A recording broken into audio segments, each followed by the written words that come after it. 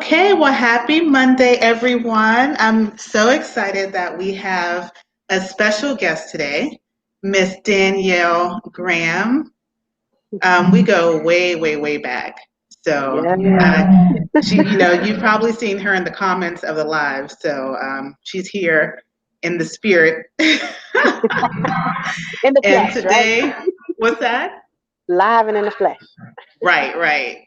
So we're going to talk about finding your purpose through your pain. So we're going to motivate someone out there who is just dealing with, really difficult times. Maybe you're in an abusive relationship, you're coming out of one, and you're trying to rediscover yourself and to find your purpose. So, and I know, Danielle, I don't think you can see comments. So any comments that we have, I'll make sure to share them so that you can see it. So Okay. you want to give us a little bit of background on who you are?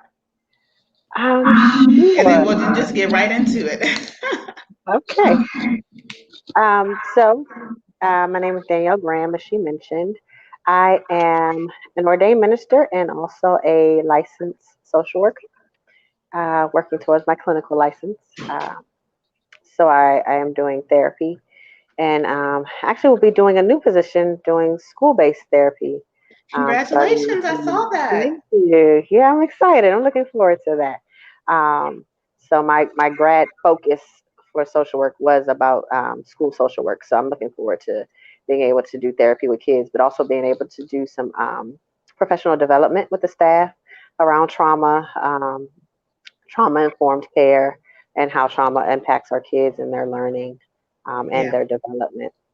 So I'm looking forward to this new position. So, And that is so useful. And that's why I was so excited that you said yes, because so much of what we go through starts at such a young age, yes. and it follows us into adulthood. So um, for someone who, and I'm a survivor, I know you're a survivor as well of different forms of abuse, but how do you encourage someone to, despite, what they're going through, how tough times seem, and it can look really, really dark.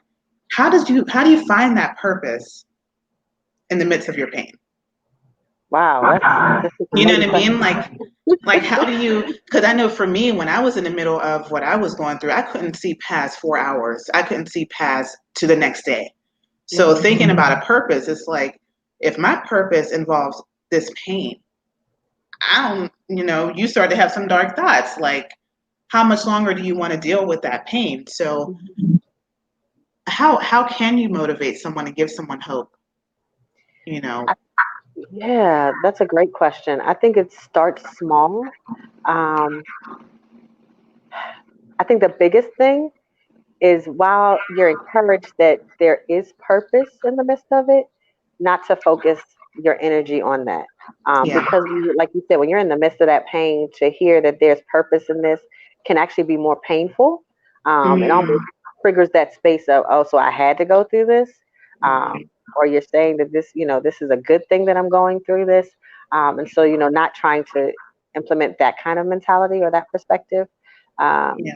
but just helping people understand that there's something, the bad can be turned around for your good. I think is even a better way of thinking about it. Right. Um, but it's true though, what you go through can kind of fuel the energy or even the motivation or the creativity towards your purpose. Um, Thinking about all the things that I've been through in my own life, in my own story, is probably what has motivated me over the years to go into the work that I'm in. Yeah. Um, Yeah. I wanted to, for lack of a better way of saying it, I wanted to save kids like me. I Mm, went to this passion of, I want to do child and family therapy because I wanted to save kids like me. I didn't yeah. have a horrible family, but there was so much trauma and so many hurtful things that was happening that we were creating an unhealthy dynamic within our family. So while there were really rich things that were going on, really rich things in terms of support and love and care, there was also a lot of things in terms of emotional abuse, and unhealthy attachments, and a lot of unhealthy dynamics that were happening within our family. So Yeah. it's things I've had to go through therapy as an adult to kind of unlearn or even unpack before I could unlearn. Yeah. Um, so yeah, recognizing that there can be good and bad in a situation. Yeah. No, I think that's so important. And I like that you said therapy because for me, that was actually um, a way to help me Hmm. find some of my purpose because, like you said, there is a bit of resentment attached to when people say, well, you had to go through it to get to where you are. And I hear that a lot. While there is some truth to it, you don't want to hear that when you're in Right. the middle of it. You know what I mean? When you're going through something, you don't want to think, so I'm going to be the test dummy for someone Right. else because you're like, there's got to be a better way to deal with pain. You know what I mean? Or to have experience. Can I read a book about it? Can I, so to hear that and for you to say that therapy, I think, now we're more than ever, we're normalizing therapy and understand the significance and the importance of it. And I always like to say for people who are in charge of counseling others and maybe they don't have the clinical background, maybe it's more community setting, family, church, whatever, um, making sure you have the resources available and the knowledge so that you're not directing someone down a wrong road and giving them advice that'll only hurt them. Hmm. So I think it's important, like you were saying, to not only just do therapy, but really just understanding who you can talk to, who can help you cultivate that purpose, who can help you bring it out of you. You know what I mean? And everyone can't be trusted with that. Yes. And you're so unique because I don't know if you're still a minister, but when I met you, you were going along that path. And I remember hearing you preach, and she's amazing, by the way. So you have that background, and then you also have the clinical background. So you're seeing both sides of that. You know what I mean? So, Hmm. so I wish more. Do any advice on that for people who are in that role of being able to help someone or listen to someone, hear someone out, even if it's a family member, friend, how you can be more helpful as opposed to being hurtful? How can you help cultivate? Yeah. Another great question. I'm so thinking about purpose and your trauma kind of fueling your purpose. So for me, my biggest passion was I wanted to do faith-based therapy, not knowing Mm, at the time that I was going to wind up being called to the ministry. God, I like to right. say God has jokes. Um, but I wanted to do faith-based therapy, partly because of my experience. So my brother was diagnosed with mental health very early. Um, and he was diagnosed with severe mental health disorder, schizoaffective. And he had, some psychosis moments. I experienced the gamut of things. He's 10 years older than me. So a lot of the things I experienced around his battle with mental health, his battle with medication, and all the different things that kind of come along with it, I was really young. Um, and so I almost bared the brunt of it because sometimes he was also responsible for me as my babysitter. Yeah. And so I caught a brunt of a lot of this stuff, right? But I still had love for him. He was my brother. There were Right. still things I admired about him, and there were still things I thought was amazing about him, and kept thinking I just wish he'd get the help that he needed, so he could be better, and wish he wasn't, saying and doing so many crazy things. And then, being really active and involved in church, hearing church folks talk about, oh, he just needs an exorcism. He just needs demons cast out of him. And I'm sitting here like, I just, no, I Right. don't think that's correct. Right. Right.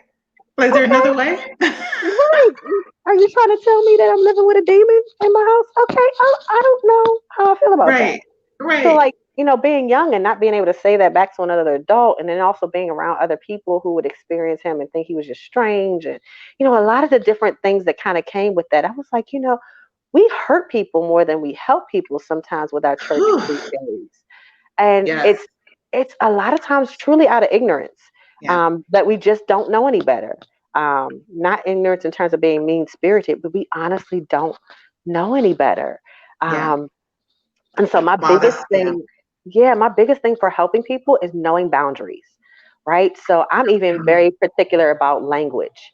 If you are not a licensed therapist, if you're not a licensed social worker, a licensed psychologist, psychiatrist, if you are not a marriage and family therapist, do not call yourself counseling. You're not Mm, counseling anybody. wow. That's not counseling. That's I don't good. care if you're a pastor. I don't care if you're a preacher. I don't care if you're a life coach. That's what you're doing then. You Right. might be Right. offering spiritual guidance or motivation, but it's not counseling and it's definitely not therapy. Yeah. And so I think when we're clear with people about our boundaries, when we're clear about the help that we can give them, we can be more realistic and we could also help motivate them. Because Hmm. I think there's a huge need for the marriage between spiritual and therapy. Yeah. If that is not Absolutely. your area, yeah, have a partnership with some pastors, some local pastors and preachers, because when people are going through, they are questioning God, they are questioning their faith, they are questioning, the beliefs that they were raised, whether they were Muslim, whether they were Hindu, whether they were Christian. They're questioning all of these things and what does it mean and what's this pain mean and how we define it. So those Yeah. spiritual questions are so important when you're start talking about the psychological and the mental and the emotional challenges they're facing as well. And so we need Yeah. to have more partnerships. We definitely do. But that can only Absolutely. happen when we're clear about our boundaries. When I'm able to say that it does not diminish the work that I do as a spiritual leader, Hmm. doesn't diminish the work I do as a coach, a life coach, or helping somebody do professional development. I'm not diminished in my skills and my talent and my ability to help, but I'm limited.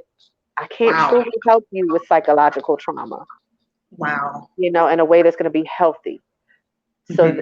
it's important to really know our boundaries. That way we can help people be realistic so that they're not expecting something from us that we really can't offer. Right. And then we're re traumatizing them, we're hurting them again. You drop so many jewels. I mean, I always say that language is important, words are important, Hmm. and what you call yourself is very important because of that expectation. Hmm. So, based on what you said, if I go to a non clinical person, someone who's really not equipped to help me deal with past trauma, and they can't help me because they're not equipped to that, I can then walk away from that being like, no one can help me. You Hmm. understand? Exactly. Because it's like I'm going to someone who told me they can help. They can help me cultivate this purpose. They can help me come out of this dark place, but they're really, really not equipped to that. So maybe they can be a support system along the way. That's where that partnership comes in hand because, as you were saying, growing up, there are multiple factors involved that get us to where we are today. It wasn't just your brother, it might have been those around you who saw that and didn't speak up, right? Hmm. Or those who protected him and didn't protect you. There's so many Hmm. things at play. So why do we think that in our healing process that there's a one size fits all? Right. You know what I mean? Like, so all you need to do is talk to this person, or talk to your pastor, or talk to your therapist. There's a community to get us there. So I'm so happy you said that because we don't do the partnership. I don't know what that's about. Like, I don't know why we feel like we have to be everything to everyone. Right. And then Because I as a think result, like you said, we're re-victimizing, like we're bringing that trauma back on and making things worse. We're not helping. So yeah, and that's so it's important. funny because going into therapy, well, even before becoming a therapist, while I was going through school, started battling my own experiences with depression and anxiety, um, and not recognizing that. Well, let me back up. Having a good therapist helped me recognize that I had always been battling depression and anxiety Mm, throughout my childhood, yeah. and was not aware of what it was. Um, but then, learning that for myself and learning, my own triggers and learning the signs and really becoming more aware, just not clinically, not just cognitively, but how this manifested in my own life and how it, what the behaviors look like for me and what the pattern looked like for me, was huge in my Yeah. therapeutic process. Um, but it took a while to get to a therapist that was helpful for me. So it's always been interesting when I hear people say, therapy didn't work. Well, one, I'm Mm, always wondering, did they honestly go to a clinically trained therapist? That's my first question in my head. right. My second question is also, did that person match for you? So I've come to describe that process of finding the right therapist similar to dating. I agree. You have to truly find out if that person matches you. And if the therapist isn't a good clinician, they will be honest about whether or not they're suited to help you as well. So it's a Yes. matter of a like kind of a dance that you're figuring out, is this person, their personality along with, what is their their mode, their therapeutic modality that they ascribe to. Does that fit for me and what my needs are and what my Mhm. diagnosis is? There's so many different things that happen in this process. And some people think, oh, well, any therapist is supposed to be able to help me. Right. Right. Because if the therapist's modality is psychotherapy and you're looking for somebody to give you advice, you're going to be mad because they're going to sit there and let you talk the entire time. Mm. See, I'm learning something new now. This is And that's good. the thing. Right. And so people don't realize I almost have to interview the therapist in the early stages, right? But Yeah. that's hard if I'm already going to you because I'm in a place of trauma or crisis, or I'm feeling so bad about the idea of having to go to therapy. I'm already anxious about just the idea of going. So I'm not going into it with this mind of, okay, I need to interview, I need to figure out if they can help me. I'm trying to trust them. I'm trying to trust this process. And when you get a good therapist, they will say those kind of things to you up front. Yeah. Let's have a few sessions. Let's figure out if this is going to work for both of us.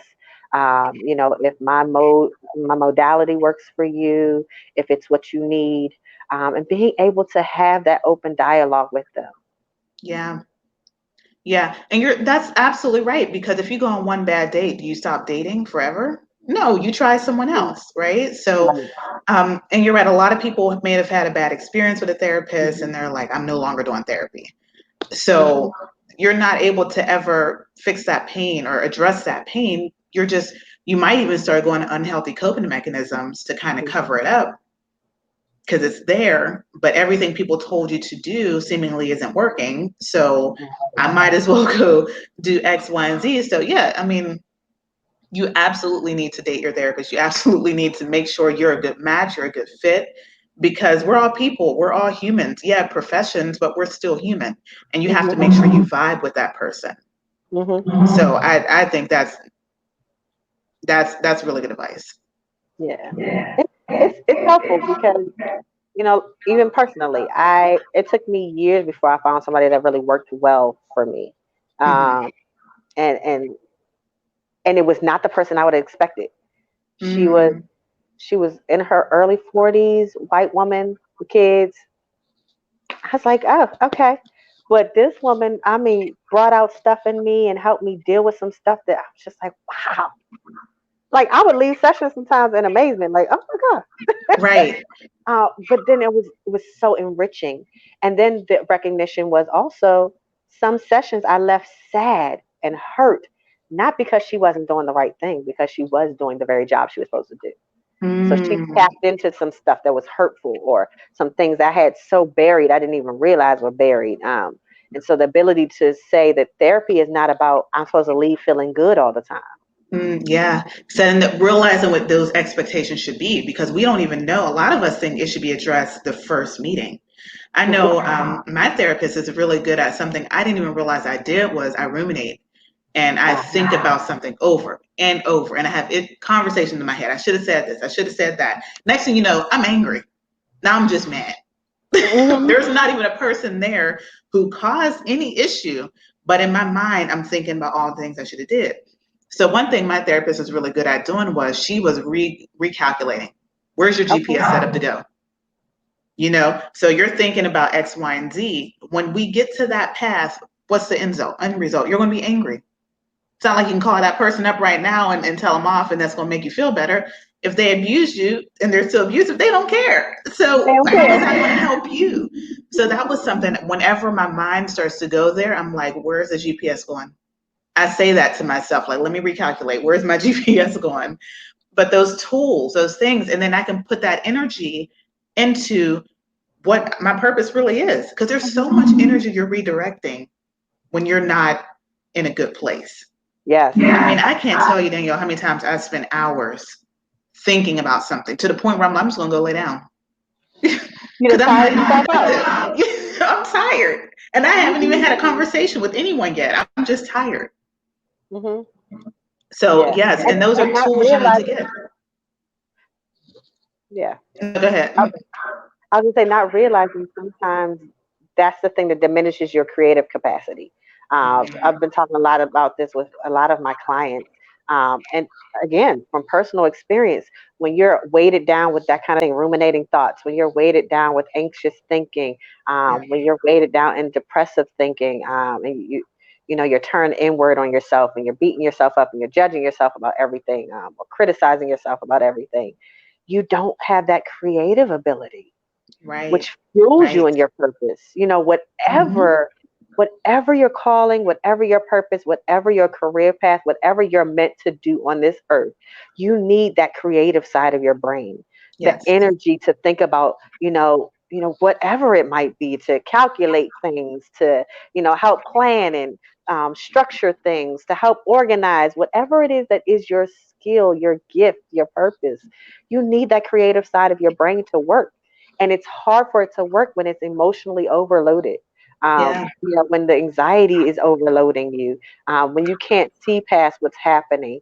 And sometimes that might mean, medication. And a lot of people don't want to acknowledge that piece of it. Hmm. Um, but it could mean you need a better therapist. It could mean um, you need a therapist and a spiritual coach. Yeah. It could be a lot of things that you're not recognizing that you need to deal with and unpack, so Yeah. that you can get back to that space of the energy, the motivation towards your purpose, the excitement, Hmm. the thoughts that are just bursting and that you can't even get them down on paper fast enough. You need Right. to get back to that space that you Right. can create and make room for your gifts. Yes. And that's why so many times when people are getting the help they need, guess what happens? Job opportunities, money starts to flow in, your credit start to go up. It's because you're redirecting that energy. And I'm Yes. telling you this from personal experience, from going Yeah. to why can't I get my money right to what can I invest in? That's a very different place to be in because your direction, your focus is so different. And Mhm. people wonder what's the secret? It's redirection. It's Mhm. that energy redirection. I always say we're spiritual beings having physical experiences, and it's so true. Of understanding that everything that's happening around you is not just a physical interaction. Mhm. There's a Mhm. lot of stuff going on, and Mhm. that's a deeper conversation for another day. But when you redirect that and you redirect that energy and that, you can then start to understand your purpose and put that effort towards that. Mhm. So yes, And having that team. not be able to have grudges.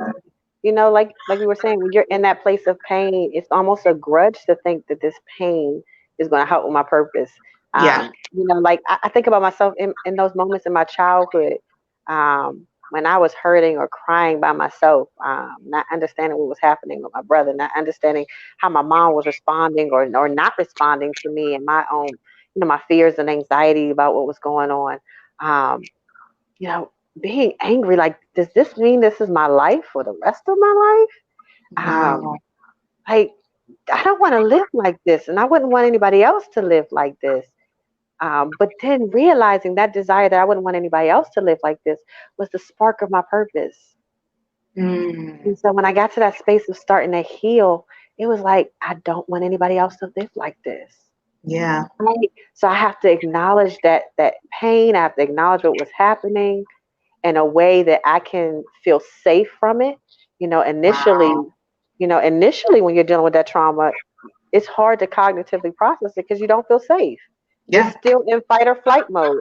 Yep. I gotta protect myself. I gotta survive. I gotta live. So I can't stop and think about it from a healthy, safe distance.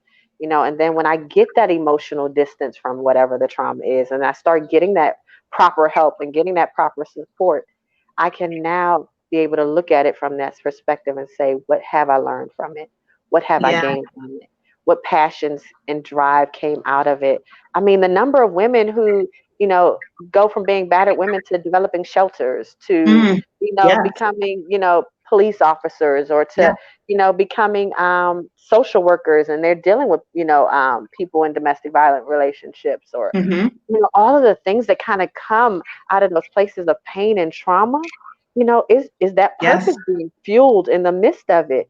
Had you not gone through that, or gone through it the way that you did, you may not have had the same drive, the same Right. passion, or you may not have the same insights, alone. There's certain things that, this the trauma that I've been through, I still don't know certain things about how to help people who've been in domestic violent relationships, right? Hmm. I know general things, Yeah. but even for me, I would never say that that's a specialty skill for me. So Yeah. I'd be looking for partnerships. Who knows this best? Who knows, Right. the resources and the tools? Who knows the signs better than I do? The Yeah. subtle signs. Like, I know some of the general things, but there's subtleties and nuances to it. So Yeah. there's ways, and we really got to partner with one another so Yeah. that I'm helping somebody and not hurting them. And that's why I was so excited to get you on from the ministry background to the clinical background, and understanding a different area. One thing I've learned post, abuse and things like that is that why overwhelm yourself with information you don't know? Why do that? Why pretend? Because guess what? People can see that. If Hmm. you're not truly aligned and you're not doing what you're supposed to do, you're just being a copycat. It Hmm. shows, and you're running yourself ragged. So why not say, "Hey, I don't know this." It's okay Yeah. to say you don't know it. Who can I partner with? Who can give information? I don't know the clinical side of it, but I've Hmm. done domestic violence work for over 14, 15 years, So I always tell my clients, whoever I work with, have you been to a therapist? Are you in therapy?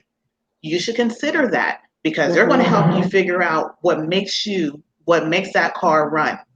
I'm helping you Hmm. drive the car. So we Right. need to make sure, so I make it very, very clear so that their expectations of me are clear. And then I recommend, and one thing I know we joke about and talk about, I'm waiting for you to open up your practice because it's coming. Because Monday, you Monday. have it. I'm just waiting for you to open it up, but in time. Um, so this is so important to talk about, to understand that we are not the jack of all trades, even though a lot of us are raised to believe you need to know everything, especially being women. We Right. somehow are the nurturers, the educators, the providers, the feeders, the build-a-bears. We building men up. We're doing so much stuff. And then when we start to say, "Hey, I need help. I don't know my Mhm. purpose," because you guys told me my purpose was child rearing and taking care of the home. But I keep having these visions of life outside the home and Right. businesses and all this other stuff. But you're telling me this is not my purpose. So now my reality is not matching. The internal is not matching the external. And Mhm. then when you have any kind of, and you can help me out here with the clinical side, but when you have the kind of like the discord, your mind, that mental noise, well, then who am I? What is Mhm. my purpose? What am I supposed to do? We don't Yeah. know, and we're having to relearn ourselves, unlearn the lies and get rid of the lies that were told to us to kind of, step into our purpose, for lack of better Yeah. words. Yeah. So, We talk a lot about integration mhm, in clinical practice. You want to integrate your mind, your emotion, your experiences, right? Because sometimes what happens in trauma is we disassociate. So I yes, exist in this survival mode, but it's like I'm watching my life, right? So I don't always connect to my real emotions. yeah, I don't always recognize, especially things like anger yeah, and anxiety. Uh, and like you said, especially for women, especially women of color, we have a contentious relationship with anger. We're told, hmm, we're the angry black woman when we assert ourselves and things like that. And so we can have, really challenging relationships around anger. So we can be somebody that's overly expressive with anger. We can be somebody that doesn't express it at all, yeah, which is not healthy either. And so learning to integrate, and part of integration is being aware. I have to be able to be aware of my emotions. What am I feeling? What am I thinking? I have to also be able to recognize what triggered that. hmm, And then be able to say, okay, I'm feeling this emotion, even if it's uncomfortable, and not ignoring it, not denying yes, it, not trying to suppress it in some way, not, in denial, like it's going to go away if I just mhm. act like it's not there. No, because it's Ooh, you're impacting reading me your today. life. Listen, This is, and I've I been see there my too. friend Shay is I've on been here. there too. I have a friend, she's a therapist as well, a clinical therapist, and she's good at, I don't know how y'all do it, being clinical and being somebody's friend. Because I know y'all be really want to be like, well, let me tell you. But she's so good at being like, no, no, no, you're angry. Recognize that. what do you, and I don't want to feel it. I didn't know it was dissociating. I didn't know that was a thing. I just thought it was, let me just, don't nobody care about what you're dealing with. You don't want to carry that baggage with you, but I didn't understand that you do have to feel. It's okay to feel. Mm-hmm. So that's something I'm still learning, And it's important healing. because I don't think people recognize that stuff is in your body. So I can try to ignore it. It's doing something in my body, Ooh. right? It's doing something in my body. Mm-hmm. So, it might, start rearing itself in heart palpitations. It might start showing in physical anxiety. It might show in my eating. Um, so, I eat crazy or I don't eat at all or, those kinds of dynamics. It's going to produce in your body some kind of way because it's happening, right? And so your body needs to release it and your body Yes. needs to absorb it. But if we don't learn how to absorb it in a healthy way, we're going to find some kind of coping mechanism. It could be a maladaptive coping mechanism, something that you just naturally start doing because you don't have any other skills or techniques, and you don't know how to process it in a healthy way. And so you just start doing things. And some Wow. of us don't realize the way we exist is not healthy. People who are overly organized, while it's a great skill to be organized, some people do that as a way of coping with anxiety. So everything has to around me has to be meticulously organized, or I'm out of control, or I'm mad, or I have a problem with you. Um, and yes, we want to be organized. We want to be, have be able to do things, but we don't want to do it in a way that we feel like we have to manipulate and strategically orchestrate our life because we don't have control over everything. As we see with this daggone virus, life We do happens. not have control over everything. Life happens, and the craziest things can happen, and we need to be able to adapt as things come our way. Wow. Danielle, this was so good. And we've gone well over. Oh wow, No, time this was flies. such, this was really, really good. Like, I love conversations like this because someone needs to hear this. Yeah. Someone needs to hear that they can find their purpose. And just because the first approach doesn't work doesn't Right. mean that you don't have a purpose and you shouldn't be here. I always tell people, when I used to work with domestic violence victims, you're still here, which means you still have purpose. And for Hmm. some people, they need to hear that. They need to Yeah. understand that there is life after abuse. There is life after a Hmm. toxic childhood or relationship. Some people are abused in a lot of different settings Hmm. because family, especially in the African American community, can be your church home, can be your Right. community center, can be extended parents. There's or extended family. There's so many definitions of what family is. So it's important to understand and give people these tools to know Yeah. what to do, where to go. Hmm. So you don't have a private practice yet, No, I don't. but if there's anything you want to share or anything you want to close out, or feel free. Yeah, so two final thoughts. One, I think it's important, we were talking about before with boundaries, is recognizing that even if I wear more than one hat, a lot of times I have to be clear about which hat I'm wearing in the moment of serving my particular client and Mm-hmm. offer them boundaries. So example, yes, I am an ordained minister. Um, I'm also a, a therapist. But in Mm-hmm. my therapy session, I can't be their minister or their pastor. Wow, That that's would be good. that would be inappropriate. That's Now, good. can I offer, spiritual, aid to my therapy? Yes, and I can do that with integrity because that is also my background. But I would be clear: I'm not the pastor. I'm not the one that you should, consult with, for your in-depth religious questions and concerns. That should be, someone that you seek to that is in your community, maybe your own pastor or seeking out a church, or I can give you referrals. But being clear that different boundaries in those moments, right? So that we help people with setting boundaries. Because if Yeah. we don't realize one thing, in trauma, we lose boundaries. We don't have healthy Yes. boundaries. Mm-hmm. Everything gets Yep. blurred together. Yep. Everything gets blurred together.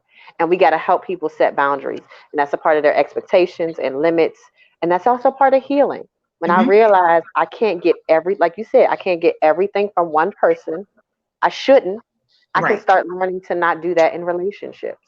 I can't expect my significant other to be everything for me. That's not Right. healthy, right? But those things Right. get blurred together in trauma.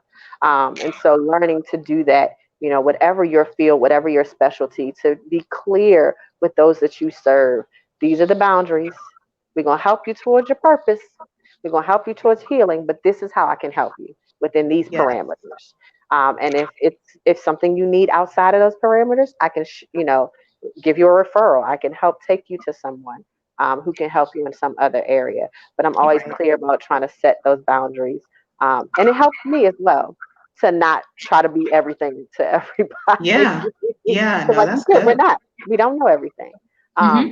And so I'm learning and gaining a lot by not having my own practice yet. Right. Working with a mental health agency, doing a lot of things in terms of speaking with different churches, and different people so that we can, get more wisdom out there. The more Right. people know, the better they can become. Yeah. No, that is so helpful. I want to thank you so much for joining, Thank for encouraging you. someone. You definitely encouraged me because Good, I good. You always always say, encourage me too. "Oh, thank you." I mean, Yeah, and I always say, never be above reproach, never be above. Get to the point where you feel like there's nothing else you need to learn. We always have, as long as we're living, we yes. have an opportunity to learn. So, um, thank you for joining. And as I said before, if you are looking for someone to help you get from where you are in a place of trauma to where you want to be. I am a transformation coach, and I work with individuals who are exiting, transitioning, or recovering from abuse. Uh, I'm so happy that Danielle Graham came on because it's important to know what resources are available to you. And I always recommend you have yourself a therapist, and also have a coach. There's nothing wrong with teaming. So if you want to contact me, here's my information. I'm putting that on the screen. This is going to be saved, and if you're catching the replay, you can still contact me. That's not a problem. And thank you, Danielle, so much for joining. You were very, Thank very you for helpful. having me. And if Thank you. anybody needs any information, resources, just feel free to, reach out. Anything I don't have, I will ask. But yeah, I definitely am always trying to gain resources to share with others. But you can find me with my name on Facebook. And then my IG is Ms. Danny Marie, Miss DANIE. Miss So, Danny Marie. Well, yeah. thank you. And if you could stay on for a quick second, I'm just going to go ahead and end the broadcast.